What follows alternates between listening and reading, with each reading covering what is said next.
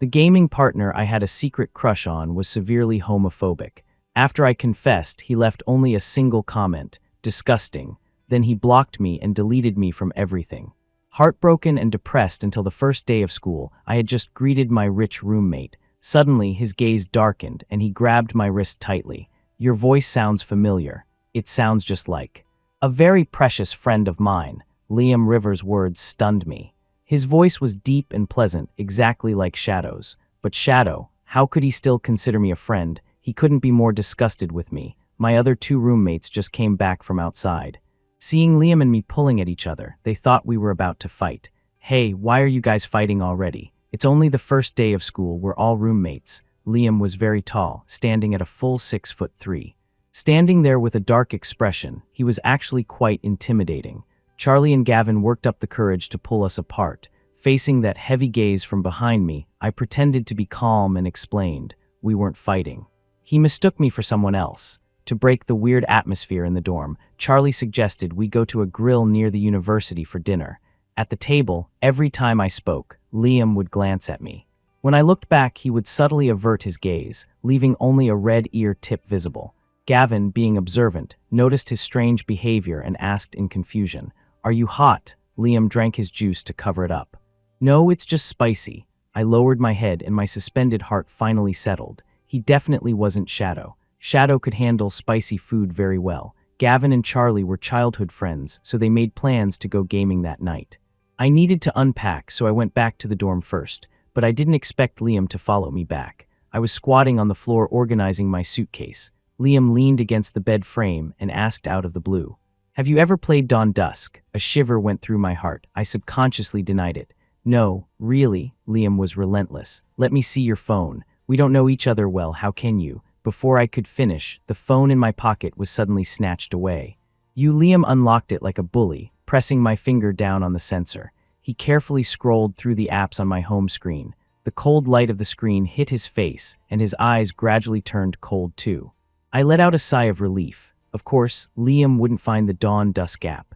After being blocked by Shadow, every time I logged into the game and saw the familiar scenery, I would think of him. I had no mood to play anymore, so I just uninstalled it. Liam returned the phone to me, transforming from a bearing wolf into a puppy with a drooping tail. Wrapped in loneliness, he said, "I'm sorry, I mistook you for someone else." I kept a cold face, wanting to say something harsh, but didn't know how. I just stiffened my face and said grumpily, "It's okay, just don't do that again." Although I was sure Liam wasn't Shadow, hearing a voice so similar to Shadow's made me feel inevitably down, so I had to avoid him everywhere. During the 2 weeks of freshman drills, Liam was selected for the honor guard. We basically didn't see each other during the day, but night was unavoidable. The student union would come to inspect the dorms. After we tidied up our beds and cleaned, we had to wait downstairs. With 4 people chatting, it was inevitable to make eye contact with Liam. Fortunately, knowing I wasn't the person he was looking for, his eyes didn't have that aggressive look anymore. I felt much more at ease.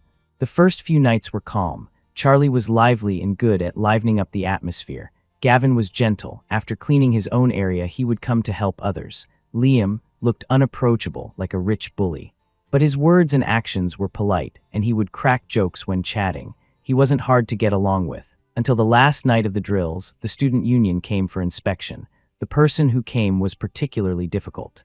A senior saw my tofu block quilt folded exceptionally neatly and suspected I had stuffed something rigid inside to shape it. I argued that I hadn't. He reached out and messed up the quilt. Seeing there was nothing inside, he didn't apologize. Instead, he said lightly, "Never mind then, fold it again now." I felt instantly aggrieved. Just as I was about to swallow my anger, a cold, deep voice suddenly sounded from behind me. "Shouldn't you apologize to him?" Everyone present froze. That senior was a department head in the student union, used to bossing around these new freshmen. He never expected anyone to dare talk back. "What did you say?" Liam leaned against the bed frame, looked up at him, and said, "I said apologize to him." Charlie and Gavin also chimed in, "Yeah, hurry up and apologize." Then all 3 of them looked at me simultaneously. A huge courage rose in my heart. I straightened my back and faced that senior. "Apologize. Are you brats trying to rebel? Don't want to stay in this school." Just as the senior was about to explode, he was pulled back by another sharp-eyed senior. That's Liam Rivers. His mom is on the school board. Are you crazy messing with him? He persuaded him in a whisper, but the dorm was quiet, so everyone heard it. With that sentence, even the highest arrogance was extinguished. The senior resentfully apologized to me and ran off with his flock of people. I thanked Liam and the others. I said I'd treat them to boba tea tomorrow. Just as I was opening my phone to order delivery, Liam suddenly strode to my bedside and picked up my quilt. With a tone of disgust, "It's dirty. Change the duvet cover." I looked up blankly. It's fine, he just touched it. Besides, I just changed it yesterday. The old one is washed and not dry yet. Liam looked a bit unhappy and walked silently toward his wardrobe. I thought he was angry and didn't know what to say to ease the tension. He came back to me holding something. "Use mine." I awkwardly caught the new duvet cover he threw at me. My head was full of question marks, but it was an act of kindness, so I couldn't refuse. I just said solemnly to him again, "Thank you." The corners of Liam's lips raised almost imperceptibly. You're welcome." That night, lying in the lemon-scented duvet, I couldn't help thinking, actually, Liam is quite nice. I shouldn't avoid him so much. What if he feels isolated by me? In the days to come, I must get along with him properly. However, not even half a day later, I started avoiding Liam again. The boba tea I ordered for lunch arrived. When I brought it back, Liam wasn't there. After distributing to Charlie and Gavin, I was about to put his cup on his desk. Suddenly, I glimpsed the doll placed behind his computer. I was so scared that I lost my grip on the tea, and it rolled onto the floor. That was the puppy doll I gave to Shadow. I made it myself. The buttons on it were carefully selected by me. I couldn't be mistaken. Hearing the commotion, Charlie and Gavin asked me what happened. I made an excuse to gloss over it. Picking up the tea, I returned to my seat in a daze. Scenes of being rejected by Shadow kept flashing through my mind. The 3 years I spent as Shadow's gaming partner were the most stressful and darkest years of my life. In my first year of high school, my parents, who had been arguing for years, divorced. Neither wanted to take me, the burden, with them. They left me in the old house where my grandmother lived when she was alive, gave me an old phone, and a living allowance of $50 a month. They said that was the extent of their benevolence.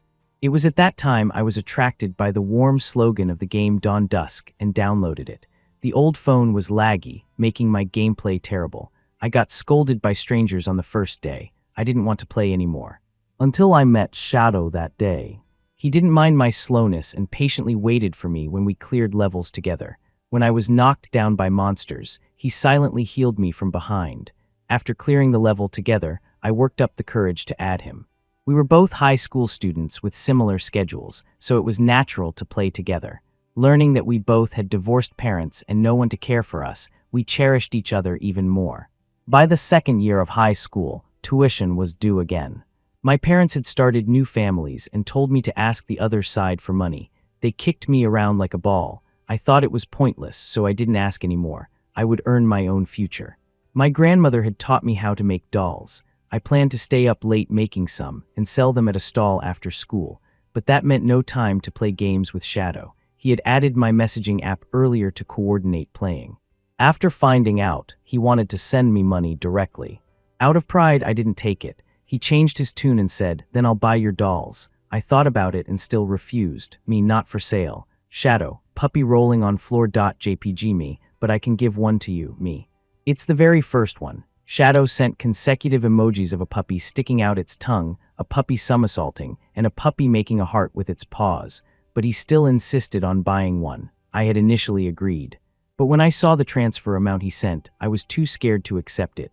$10,000. Young master, that could buy my life finally. Under my persistence, I only sent him one puppy doll as a gift. Shadow compromised, saying he would carry me through the game maps while I was making dolls and running my stall. I just had to log in and stay idle to keep him company. Just like that, we accompanied each other for 3 years. I thought I was different, even if Shadow hated gay men. He should still be willing to be my friend. Facts proved I wasn't special at all. Sitting in my seat for a long time, my numb limbs finally regained sensation. I broke free from the memories, looking at the dusty boba tea in my hand. It had fallen on the floor, so I certainly couldn't give it to anyone. I had already drunk mine. I could only open my phone and order another one. That was when Liam came back. He was the tallest and had been elected as the sports committee member, so he was kept back by the teacher for a meeting. As soon as he entered, meeting my gaze, Liam froze. His voice held a slight panic. "Are you crying?" My throat was choked, unable to speak for a moment. Gavin spoke for me. "Lucas just went to put boba on your desk and accidentally dropped it. He's probably feeling a bit guilty." I hummed in agreement. "I'll order you a new one." Liam glanced at his own desk, then turned to look at me again. His gaze was clear as if he saw through everything. I was startled by his look. He walked closer step by step, one arm resting on the back of my chair, the other taking the tea I had drunk from. This posture seemed to encircle me in his arms. My body stiffened, not daring to move. Only when he took a step back did I start breathing again. "I'll drink yours. I'll order you another one in a bit." Accustomed to being frugal, I refused to throw away the one that fell on the floor. "It's fine. This cup isn't dirty. I'll wipe it and drink it." However, just as I was shakingly piercing the lid and taking a sip, Liam suddenly leaned in, took the cup from my hand, and took a sip from the straw.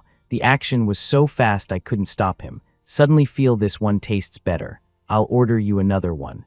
"Give both of these to me." I looked at the upturned corner of his lips. I couldn't say a word of refusal. There were no classes in the afternoon.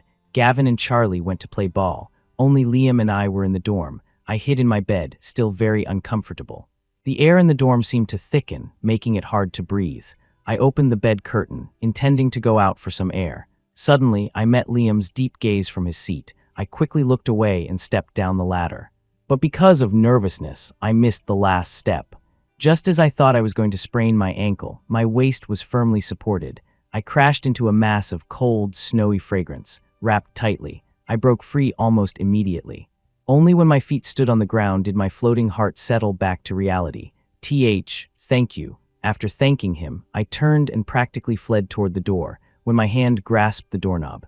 A clear, deep voice sounded unexpectedly from behind, landing heavily on my heartbeat.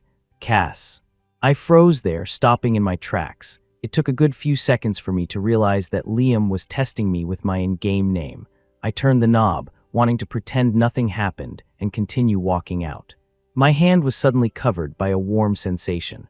A large hand with distinct joints pinned my hand down, trapping me between the door panel and him from behind. "You reacted to that name. You hesitated just now. You are Cass." My hands shook slightly, afraid of being exposed. Afraid that Liam would say hateful words to my face. "No, I don't know who Cass is. I thought you called my name wrong, that's why I froze," I explained palely. The person behind me leaned closer. "Liar, you dropped that tea. Wasn't it because you saw my puppy doll?" I continued to play dumb. "What doll? I didn't see it. It really just slipped." Liam scoffed lightly. "Then why were you crying?" "Don't tell me it was guilt over dropping the tea." Gavin had the nerve to make up that excuse, but I'm embarrassed to even hear it. The two of them went out to play ball because they noticed something was off between us and left us space alone. Liam showed me his private chat with Gavin. As if to prove my strangeness, I could only deny it. "Let go of me, I'm really not some Cass." Crying. I was crying because today is the anniversary of my grandma's death. I even bought a floating lantern, planning to go to the river to release it tonight. I didn't know if I should call it a coincidence. Today was indeed my grandma's death anniversary, and the lantern was something I had prepared long ago. "You don't believe me? I'll show it to you if you don't believe me." Liam stiffened for a moment. I took the opportunity to push him away. Wiping away the few tears forced out just now, I opened my suitcase and took out the lantern. "See, I didn't lie to you." Liam's face looked terrible. After a long while, he said hoarsely, "Just now, I'm sorry. I didn't expect it to be your grandma's anniversary." "Really, I'm sorry. I mistook you for someone else. That person is a very precious friend of mine. I'm going crazy looking for him. That's why I blindly treated you like this." He seemed a bit emotionally broken too, spilling a lot of words like beans.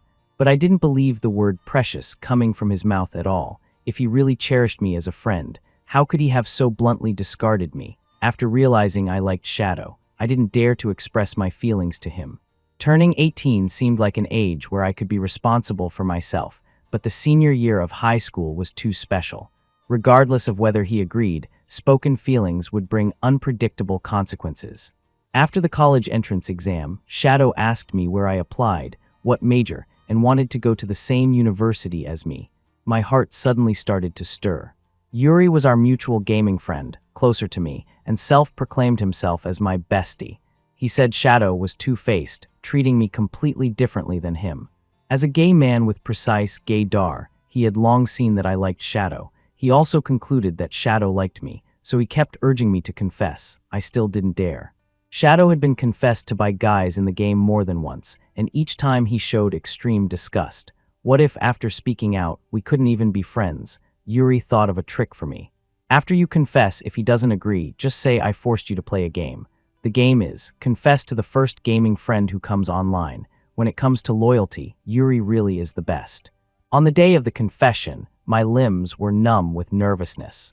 As soon as Shadow came online, he immediately teleported to find me. I didn't dare hesitate and pressed the voice button directly, afraid that one more second would make me lose courage. Shadow, I. Like you, after finishing the trembling sentence, I opened my eyes anxiously. I only had time to hear a cold, deep, disgusting. Then the character in front of me disappeared. I stared blankly at the screen, my heart instantly empty. The gaming friend's avatar went dark and couldn't be clicked. Trying to send a message on text to explain it was a game, I only received a red exclamation mark, blocked on both the game and text. My heart, which had been beating violently, fell directly into an ice cellar. My blood ran cold, tears couldn't stop falling on the screen, until Yuri sent a message asking for the result. I incoherently explained what happened. He was so angry he bounced off his bed on the other end. Don't cry, Cass.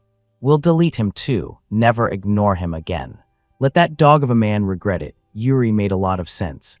Since it had come to this, I could only forget the past and completely cut off this relationship. I deleted him completely and uninstalled the game. Filling the 2 months of summer vacation with busy part-time jobs and my stall. Only then could I barely think of Shadow a little less. I never expected that he didn't change his application choices. He still came to G University and became my roommate. He didn't throw away my puppy doll. His first sentence was saying I sounded like his precious friend. I must have been hallucinating on the first day of school. He said I was disgusting. How could he still consider me a precious friend? I took the lantern and lighter and left the dorm. I didn't dare look at Liam, who was as downcast as a wet puppy. It was still early. According to our custom, lanterns are released at night, so it wasn't time yet. I opened my phone and told Yuri that Shadow had become my college roommate. Yuri's video call came through the very next second. What did you say? That dog man is your roommate. Damn, what bad luck. Cass, listen to your bestie, don't talk to him. There are plenty of good men in the world. Wait, I'll introduce you to a better one. My mood instantly improved a lot, and the tears wanting to come out were held back. I chatted with Yuri until evening, and I completely recovered my human form. Before hanging up, he shook his head with feigned deepness. It's just that we're both bottoms, otherwise I'd want to marry you, Cass. But it doesn't matter, my cousin has liked you for a long time. Before, when I played the game and he heard your voice, he would lean over. He has a good family background, good character, handsome, 8-pack abs, and cooks well. You'll definitely like him. Let that dead Shadow go to hell. I was flattered, thinking Yuri was just comforting me. Just as I was about to stop him from playing matchmaker, the super active him sent my contact info to his cousin, Yannick. The next second, a friend request popped up on my messaging app. Tapioca requests to add you as a friend. Yuri sent a message at the same time. Cass, my cousin is at your school, a sophomore in the art academy. Don't hesitate even if you don't click with my cousin. Being friends is great too, he's a senior. Just ask him if you need anything. One really has to look forward and not close oneself off because of one setback. I clicked accept. Tapioca, hello Junior Lucas, hope I didn't disturb you. Don't take what that silly child Yuri said to heart. I just purely think you're nice and want to be friends with you. I don't have many friends at school, and no one to go out with. Q, can you be my friend? It's okay if not, please don't feel pressured. Having no friends is really pitiful. During high school, I was insecure and withdrawn, having no friends to talk to in reality, if not for Yuri and, in the game. I might have had problems long ago. Thinking of this, I immediately replied, of course, senior, I don't have many friends either, and I'm not very good with words. Thank you for being willing to be my friend. Also, your emoticons are very cute. Can I steal them? Tapioca replied instantly. Of course, I have many more for you to steal. Then he sent a string of unbelievably cute emoticons. I saved them all, accepting them with a smile. I casually sent one to Yuri. Yuri's chat box instantly exploded with a dozen messages. Why are you sending the emoticons I usually use back to me? Okay, I get it. This dog Yannick stole my stuff to offer to Buddha. Treacherous villain, I'm going to send you his bare-bottom photos from when he was a baby before I could politely refuse. A string of photos was sent over. I stared blankly at the big-eyed little princess wearing a dress in the photo and couldn't help replying. Your cousin was quite cute when he was little. Fishy, cuter than me, no, Fishy is the cutest. After chatting, it was already dark. I went to the artificial river at the university to release the lantern. Just as I took out the lantern to light it, footsteps suddenly came from behind. At the same time, a familiar voice sounded deeply. Lucas, I'll keep you company. I was startled. I turned around to look. The tall figure was illuminated by the candlelight. Sure enough, it was Liam. Why did he chase me here again? Seeing my confusion, Liam explained while approaching. About this afternoon, I'm sorry.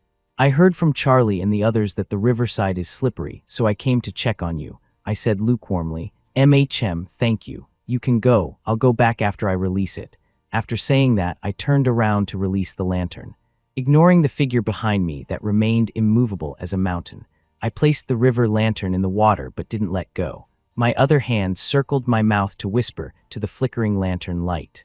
Grandma, that person is the shadow I mentioned to you before. I stole a glance at Liam out of the corner of my eye. I liked him before and wanted him to be your grandson-in-law. But now, I don't want to like him anymore. My lowered, slightly husky voice dissipated in the warm evening breeze. My sorrow seemed to dissipate a lot along with it. I slowly stood up and picked up the river lantern again. Behind me, Liam asked somewhat puzzledly, "Why did you take it back?" I said solemnly. "It will pollute the environment." With that, I didn't stay any longer, walking past Liam, covering my ears, not wanting to hear the low laughter from behind. In the following days, I continued to avoid Liam. I had a few meals with Yannick. He was a very good person, witty conversation, gentle and considerate. Being friends with him was joyful, just when I thought everything was getting better. Liam took advantage of Gavin and Charlie's absence to climb into my bed. I had just said goodbye to Yannick downstairs at the dorm. Returning to the room, I found only Liam there. He had just showered, his hair still wet, his expression innocent and soft. A few buttons of his pajamas were undone, inadvertently revealing his firm, pale abs. I stared blankly for a second. Immediately retracting my gaze, I climbed into my bed. Liam's voice came from outside the bed curtain. "Who was that person who brought you back just now?" His tone was strange. The air felt sour. I mumbled, "None of your business." It went quiet outside. I wanted to shower but was afraid of running into Liam. Hearing the door open and close, confirming he went out, I got up to head to the bathroom. When I finished showering and climbed back into bed, I heard the door sound again. Soon after, messages popped up in the dorm group chat. Charlie and Gavin were staying out for the night, telling us not to wait for them to turn off the lights. I lay in bed. The dorm was so quiet I could hear my own breathing. I replied to messages from the Fisher cousins, and sleepiness suddenly surged. Just as I was dazedly falling asleep, the rustling sound of fabric rang out. My heart tightened for a second. I tried to open my eyes, gazing hazily at the shadow at the foot of the bed. That shadow loomed over heavily. I was instantly wide awake. Liam was half kneeling at the foot of the bed. His expression hidden in the darkness, I couldn't see clearly. Seeing I was awake, he walked closer. I curled up against the wall, retreating until there was no retreat, until I was completely enveloped by his shadow. He lit up his phone and handed it to my face, signaling me to look at the screen. Liam really is a very, very bad person. He actually secretly investigated me. I don't know what methods he used, but he found out the real name verification of the game account was mine. Lucas Brooks, game ID Cass. Cass is the ending of Lucas. What is there to deny? Faced with hard evidence, playing dumb was useless. Yes, I am Cass. Hating me, being disgusted by me, it didn't matter. If he didn't want to see me, he could move out of the dorm. Anything was fine. Liking him wasn't my fault. I couldn't control it either. Who told Shadow to be so good to me? Who told Liam to be so bad to me? I imagined all of Liam's reactions, but I never expected him to hug me directly. And hug me so tightly, tight enough to suffocate me. WH. What are you doing? I can't breathe. I felt Liam wasn't hugging me. He wanted to choke me out. I just liked him, that's all. It weren't putting me to death, fortunately. Hearing my voice, Liam woke as if from a dream and let go of me. I'm sorry, Cass, I was too excited. Do you know how long I've been looking for you? Every day we were apart, I missed you so much. Liam knelt back down. I'm sorry, blocking you before was wrong of me. Saying those stupid things was my fault too. You know, I was harassed by a man before. Although he didn't touch me, I became extremely homophobic after that. When I heard you say you liked me, I panicked and blocked you. I regretted it in less than 10 minutes and tried to add you back, but you had deleted me, and I couldn't add you on the game either. I even tried to find Yuri, but he deleted me too and left messages cursing me. I only looked hoping for news of you, but it was all censored asterisks. Liam's voice grew hoarser as he spoke, aggrieved like a stray dog abandoned by its owner, head drooping. If I had a shred of softness at this moment. His next sentence pushed me back into the wet, cold abyss. Can you forgive me? Let's continue being friends, okay? Before the confession, I had the luxury of hoping to step back and be friends, but now I knew. Hiding love in your heart and being just friends is too bitter. I couldn't interact with Liam too much. It would hurt. I wouldn't be able to control my feelings. I didn't want to be called disgusting by the person I loved again. After a long while, I spoke dryly, just roommates. My intention was to just be ordinary roommates, drawing a clear line, but Liam seemed to misunderstand. His starry eyes lit up with a faint light. If he had a tail behind him, dragging dejectedly just now, it would surely be wagging like a propeller now. Cass, you forgave me. He hugged me again. I didn't push him away. If it's roommates, a hug shouldn't matter. Just don't hug in the future. Just as I thought this, a ghostly whisper sounded in my ear. Now we are friends. So, who was the person who brought you back just now? QAQ, wasn't this question already passed? Early the next morning, Gavin and Charlie returned after pulling an all-nighter. The two of them sported 2 pairs of dark circles, looking at the shocking scene before them, perhaps knowing I hadn't fully cooled down. Liam got up early to buy breakfast. Piled in front of me were pan-fried buns, soup dumplings, churros, pancakes, savory crepes, spicy soup, pumpkin porridge. He was sitting next to me, peeling an egg for me. Charlie's jaw almost hit the floor. Liam Rivers, are you crazy? Trying to stuff our Lucas to death. What do you mean you're Lucas? He's my Lucas. We've known each other for 3 years, longer than any of you. My mouth was already full. Liam still felt it wasn't enough and kept putting food in front of me. My voice was muffled. Call them, eat together. Saying that, I pushed the food toward the other two. I couldn't eat anymore, really couldn't eat anymore. Save me receiving my gaze for help. Charlie and Gavin intended to dig in. But Liam pushed everything back. He pulled another bag of breakfast from under the table. Although not as spectacular as the one just now, the portion was large and complete. Those were bought specifically for you. These are theirs, I protested. Can't finish, it's a waste. Don't buy this tomorrow. Liam surrendered instantly. Don't, I won't buy so much tomorrow. I'll buy whatever you like. These won't be wasted either. I'll help you eat what's left. Charlie and Gavin chewed while shaking their heads at young Master Liam. Charlie, hey Gavin, would you do this for me? Gavin, no. Charlie, Tusk, anyway, Guan Yu wouldn't do this for Zhang Fei. Only those who have secretly loved their friend know how deep the waters are here. Just because I said I didn't want to waste it. Liam really finished those breakfasts. He ate until his face turned pale, but he still forced himself to eat. Afraid he'd have stomach problems, I tried to stop him, but nothing worked. I had to eat a lot more myself, and with the 2 kind roommates helping a bit, we managed not to send Liam to the hospital. It's just that all 4 of us walked into the classroom shivering. The teacher was presenting slides up front. I lay on the desk, eyes squinting. A hand suddenly covered my uncomfortably bloated stomach, rubbing warmly. Feel better, the deep voice brushed past my ear. I felt heat rushing straight to my head. My whole face turned thoroughly red. I wanted to push that hand away but didn't dare use force, afraid of being discovered. I replied in a low voice. A little better, let go quickly. That voice sounded again, a bit aggrieved. But Cass, I'm bloated and uncomfortable too. Rub mine too, okay? Charlie, witnessing everything while rubbing his own stomach. Is rubbing yourself illegal or something? After class, my hand was sore. My heart was also pounding, knowing I shouldn't sink like this. But once I got close to Liam, I forgot everything. I reflected on my pain. I ran fast at lunch, but Liam had longer legs than me and caught up anyway. Me. Going to the library in the afternoon. When Liam chased over, there was no seat next to me. He bribed the student next to me to give up their seat, proudly getting very close to me, fanning me with a small fan. Me. After showering at night and getting into bed.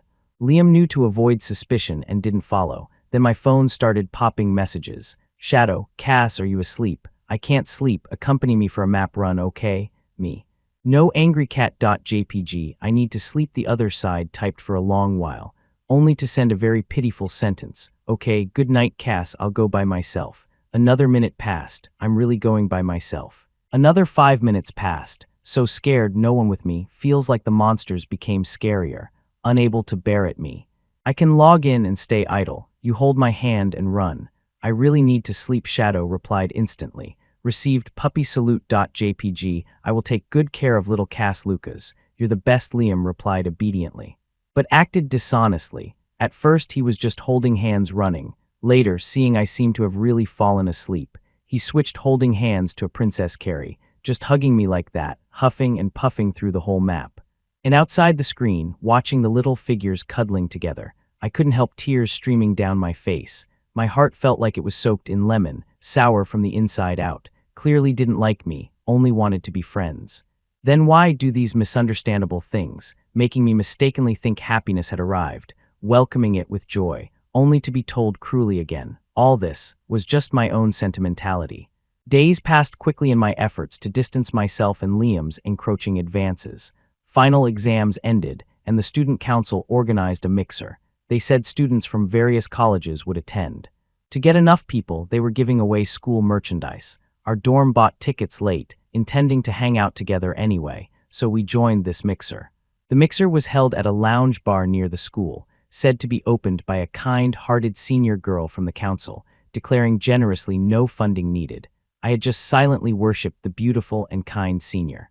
When I saw Senior Yannick winking at me from across the room, I waved from a distance, about to go over there. My hand was grabbed by Liam. His face was dark and heavy.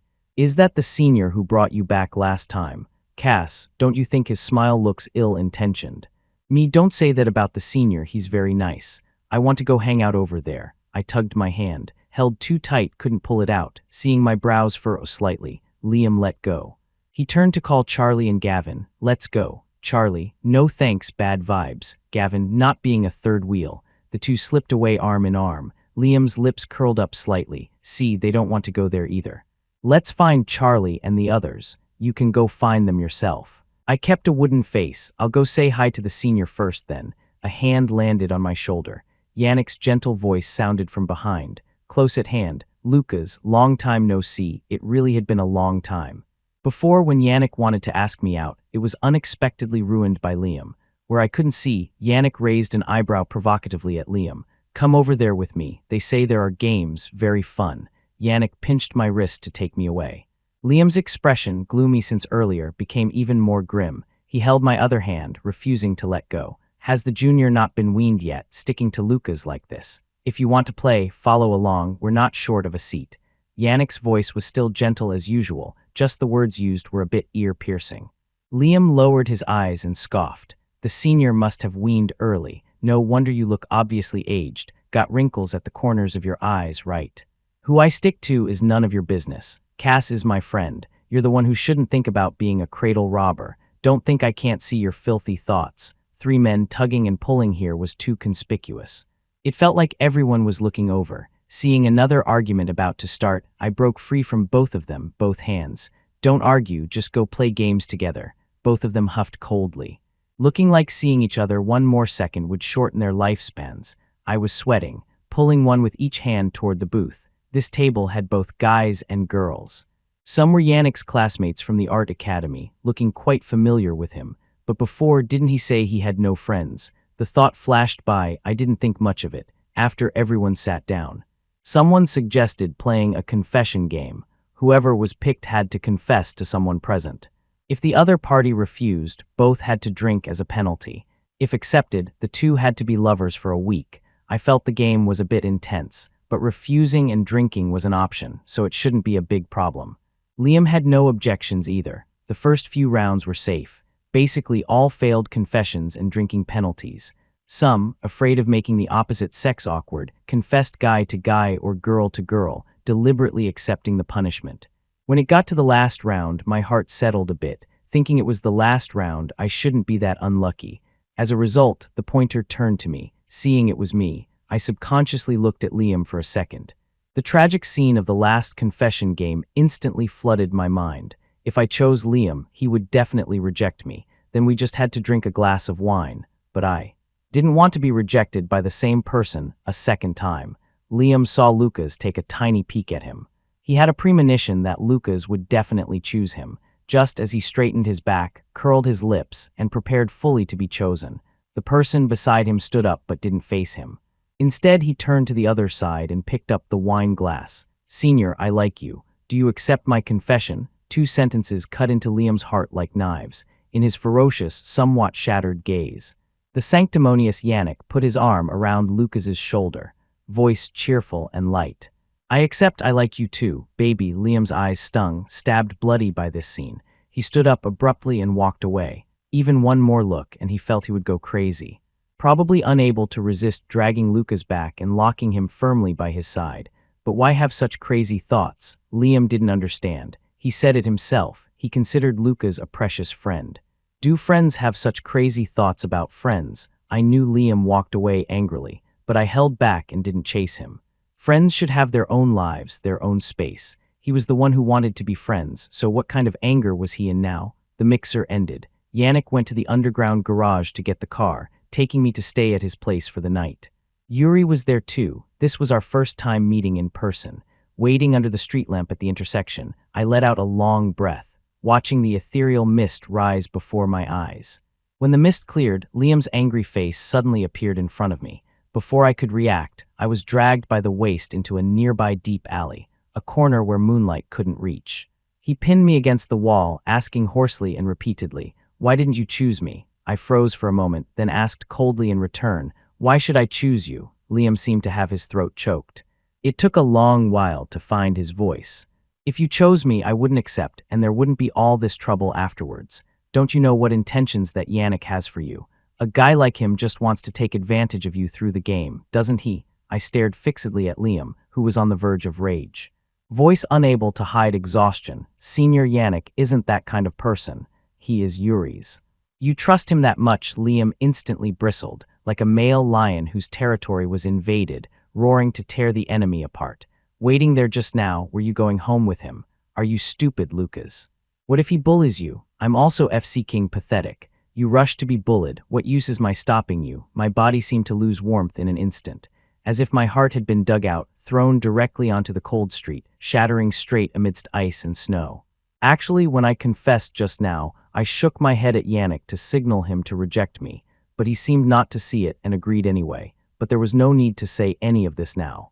People always speak indiscriminately under extreme emotions, but at the same time, that was also his truest thought at that moment. In Liam's eyes, perhaps my liking him was being pathetic. My eyes were full of tears, forcefully enduring the intense sourness in my throat, speaking with difficulty. "What right do you have to control me? You and I aren't even friends now. Just the most ordinary roommates, understand. Relationship flat, not asking about private matters, isn't that okay?" I pushed the person pressing on me away heavily. "Why on earth am I saying these things to you? Stay away from me, Liam Rivers. Stay away from me, Shadow. The closer you get to me, the more painful it is." The person in front dropped his hands, remaining silent in place for a long time. After a while, a choking voice echoed in the small alley. "You never forgave me. To you, am I not even considered a friend anymore?" After Liam left, I squatted in that dark, deep alley, holding my head, crying with suppressed sounds. Didn't want anyone to discover my wretched state. However, footsteps returned, through hazy eyes, from those expensive custom-made shoes to the well-tailored suit pants wrapping long legs, then to the hidden hot chest under the shirt. Finally, that handsome, deep face. Warm fingers wiped away my tears. Liam's voice was very light, emitting a strong bitterness. "Didn't you want me to go? Why are you crying even harder now that I'm gone?" Liam walked me out of the alley, returning together to the bright street lamp. When he turned to leave, I looked at his lonely, desolate back, wanting to call out to him. Endured and endured again, I didn't shout it out. Since I wanted to break it off, I had to be unwavering and decisive. Dragging things out hurts others and oneself. Yannick had retrieved the car long ago, finding me missing and phone unreachable, scared almost to the point of calling the police. Luckily, circling nearby again, he just saw me returning. Of course, he also saw Liam. On the way back, Yannick was silent, saying nothing. For a very, very long time, a human voice finally sounded in the quiet car. "Lucas, you still can't forget him, right?" I froze for a long time before giving a short MHM. The neon light swept past the person beside me, making him look even more lonely. He forced the corners of his mouth up. Then just play with me for the last 7 days. For these 7 days, we just need to be happy. Arriving at Yannick's home, just as the door opened, I was embraced by a beautiful boy with a bun hairstyle. Cass, I finally get to meet you. He planted kisses on my cheek repeatedly. Yannick's face turned black as the bottom of a pot, picking the person up and moving him away. 3 people sat in the living room chatting about everything, playing until midnight. Yannick slept in the guest room. Yuri and I slept together. His drunk face was very red. He hugged my arm and whined. Our Cass, our Lucas, is the world's best baby. Don't worry, he shouted, scaring my sleepiness away. I put my heart back in my stomach, smiling as I watched him continue to shout. Whether it's my stinky brother or that jerk Shadow, anyone who dares to bully you has to get past me, sweet and sour fish. I'll sour them to death, I smiled with pursed lips, hugging his thin but surprisingly strong arm tightly. Just like that, sinking together into an incredibly sweet dream, Yuri demanded to join my and Yannick's 7-day romance. Sister-in-law, brother, you wouldn't refuse to bring along such a pitiful me, right? Woo. He looked like he really wanted to go play. I was softened by his crying, just about to relent. Yannick took out his phone and tapped a few times. The coin sound rang on Yuri's phone on the other end. He immediately bounced up from the floor, cupping his hands toward Yannick. Thank you, brother, you go peacefully to play with sister-in-law. I will naturally behave myself at home, not competing with you for sister-in-law's affection. Yannick's face turned green, gently pushing me to quickly flee from a certain fish king's demonic claws. A day of dating began. Yannick wanted to take me to see a new movie first, then visit the provincial museum, and finally see an art exhibition in the evening. However, strange things happen everywhere. Couldn't buy consecutive tickets at the cinema. Don't know which rich person was so idle, buying tickets with empty seats in between. Insisted on buying out all showings for these 7 days like this. We had to watch separated by an empty seat. Popcorn was placed on the chair in the middle. When both reached for it, hands would touch occasionally. Less than 3 minutes like this, footsteps approached urgently. A mysterious man wearing a black mask, black hat, and black trench coat, wrapping himself tightly, walked to my side. Excuse me, move the popcorn, that's my seat. Me, Yannick, we changed rows. Because that rich idiot bought tickets like that, very few people were watching. Empty seats were everywhere, however, wherever we went. The mysterious man followed. His pocket was full of ticket stubs. We finally realized the rich idiot was this brother. Helpless, we could only watch the movie separated by a person. Halfway through, I finished my popcorn and wanted to reach out to take a tiny bit of Yannick's. Just as I extended my arm, my wrist was suddenly firmly grasped and pressed onto the strong leg of the person in the middle.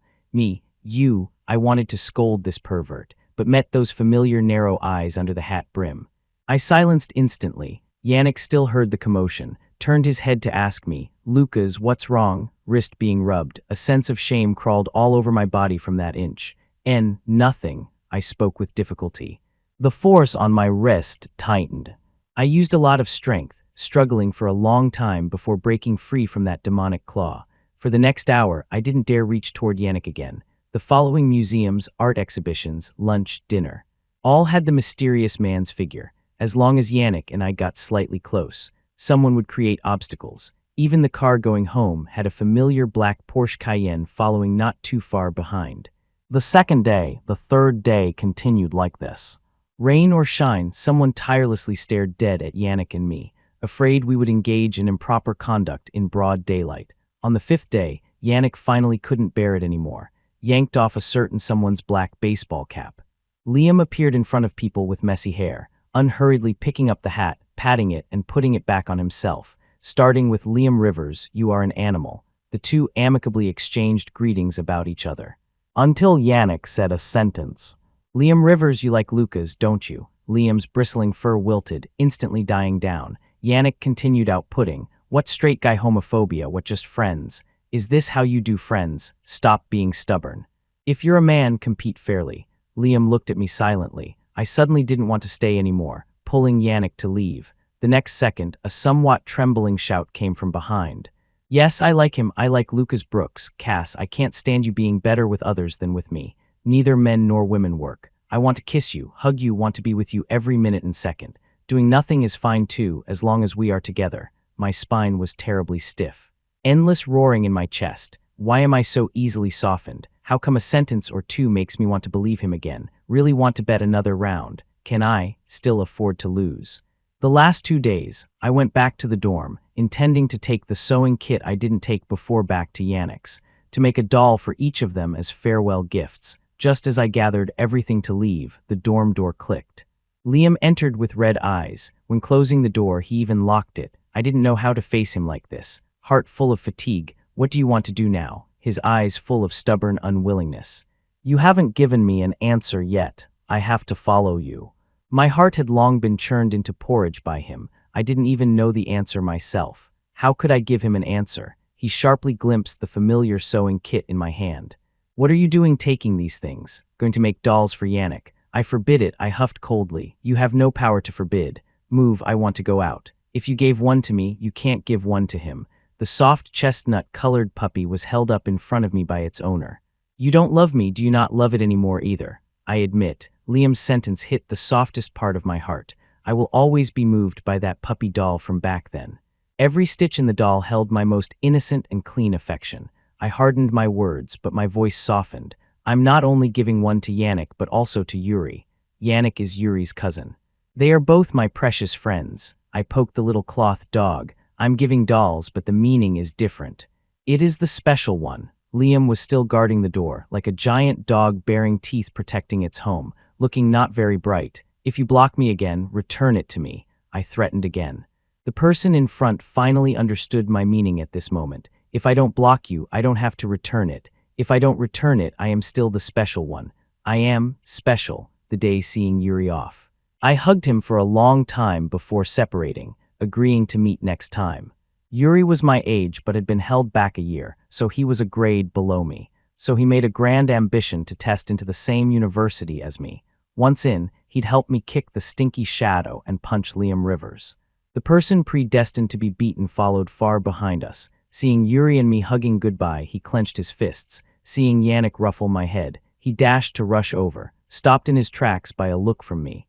So angry, he spun in circles on the spot.